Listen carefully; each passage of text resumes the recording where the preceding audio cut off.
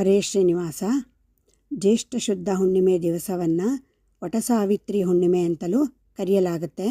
ವಟಸಾವಿತ್ರಿ ಹುಣ್ಣಿಮೆ ದಿವಸ ಬಾಗಿನ ದಾನ ಕೊಡಬೇಕು. ಆ ದಿನ ಬಾಗಿನ ದಾನ ಕೊಡುವಾಗ ಹೇಳುವಂತಹ ಮಂತ್ರ: ಸಾವಿತ್ರಿಯಮ್ಮಯ ದತ್ತ ಸಹಿರಣ್ಯ ಮಹಾಸತಿ. ಸಾವಿತ್ರಿಯಮ್ಮಯ ದತ್ತ ಸಹಿರಣ್ಯ ಮಹಾಸತಿ.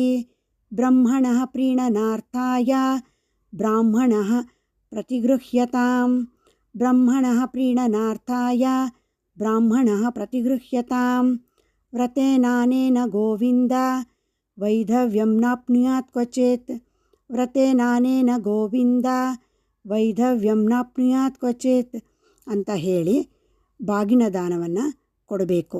ಅದಲ್ಲದೆ ಸಾವಿತ್ರಿ ದೇವಿಗೆ ಅಕ್ಕಿ, ಬೆಲ್ಲ, ಅರಿಶಿಣದ ಕೊಂಬು, ಬಟ್ಲಡಕೆ, ಒಣಕೊಬ್ಬರಿ, ಬ್ಲೌಸ್ ಪೀಸು, ಸೀರೆ, ಅರಿಶಿಣ, ಕುಂಕುಮ, ಬಳೆ ಬಿಚ್ಚೋಲೆ, ದಕ್ಷಿಣೆ ಎಲ್ಲವನ್ನು ಇಟ್ಟು ಉಡಿ ತುಂಬಬೇಕು. ಇದರಲ್ಲಿ ವಿಶೇಷವಾಗಿ ವಟಸಾವಿತ್ರಿ ಹುಣ್ಣಿಮೆ ದಿವಸ ನೇರಳೆ ಹಣ್ಣನ್ನು ಇಟ್ಟು ಉಡಿ ತುಂಬಬೇಕು.